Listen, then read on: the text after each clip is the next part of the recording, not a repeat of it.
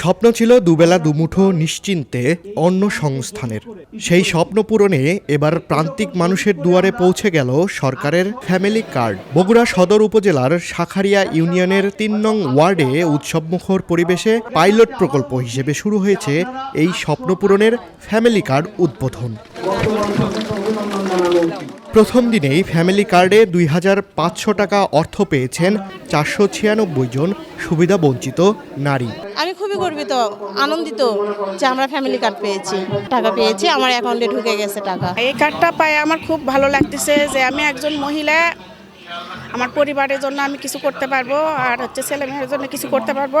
ছাগল বা কিছু পোষ আমরা আয় করতে পারবো টাকা দিয়ে, সংসার অনেক উপকার হবে। মোবাইলে চলে আসছে টাকা পায়ে আমরা সংসারে লাগাবো, এত স্বামীর পরে আর নির্ভর হতে হবে না। এই ছেলের লেখাপড়ার ক্ষেত্রে টাকাটা আমার অনেক উপকার হবে। আজ সকালে প্রধানমন্ত্রীর নির্দেশনায় জেলা প্রশাসন ও সদর উপজেলা সমাজসেবা কার্যালয়ের আয়োজনে এই যুগান্তকারী উদ্যোগের উদ্বোধন করেন জেলা প্রশাসক।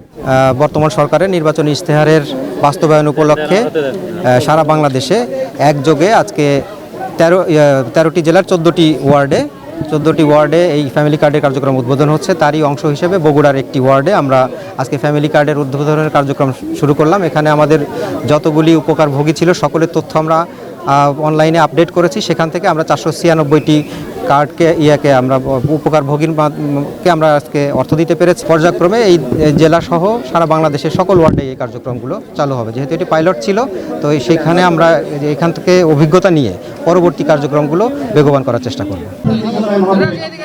কেবল রাজনৈতিক পরিচয় নয়, বরং আধুনিক প্রক্সি মিন্স টেস্ট বা পিএমটি পদ্ধতিতে সম্পূর্ণ স্বচ্ছতার সাথে বাছাই করা হয়েছে কার্ডধারীদের। ৮৬৮ জন নারীর সংগৃহীত তথ্যের মধ্যে ৪৭টি সূচকে যাচাই বাছাই শেষে যাদের পয়েন্ট 0 থেকে ৮১৪ এর মধ্যে তাদেরকেই দেয়া হয়েছে এই বিশেষ সুবিধা। জনাব তারেক রহমান বাংলাদেশের মানুষকে নিয়ে বাংলাদেশের নারীকে মর্যাদা দেওয়ার জন্য যে ভাবনা তার ছিল, যে পরিকল্পনা ছিল, সেটি আজকে তার ফ্যামিলি কার্ড বিতরণের মাধ্যমে সেটি তার বাস্তবায়ন হলো। তারেক রহমানের যে দূরদর্শী একজন নেতা, তার যে পরিকল্পনা ছিল মানুষকে নিয়ে, দেশকে নিয়ে, তার একটা সুপরিকল্পনা এবং সেই পরিকল্পনা বাস্তবায়নের জন্য কী কী পদক্ষেপ নেবে সেই পরিকল্পনা কিন্তু নির্বাচনের আগে উনি করে রাষ্ট্রীয় ক্ষমতায় এসেছেন।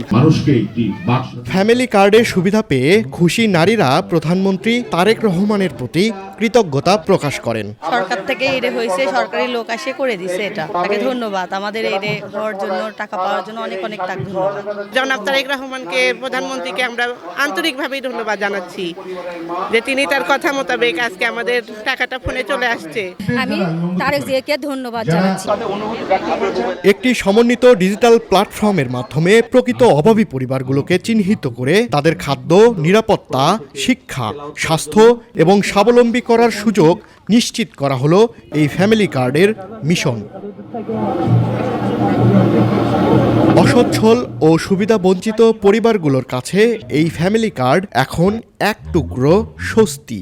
পর্যায়ক্রমে সারা দেশে এই কর্মসূচি ছড়িয়ে পড়লে গ্রামীণ অর্থনীতিতে ইতিবাচক পরিবর্তন আসবে বলে মনে করছেন সংশ্লিষ্ট সকলে। রাহিনুর ইসলাম, দৈনিক করতোয়া, বগুড়া।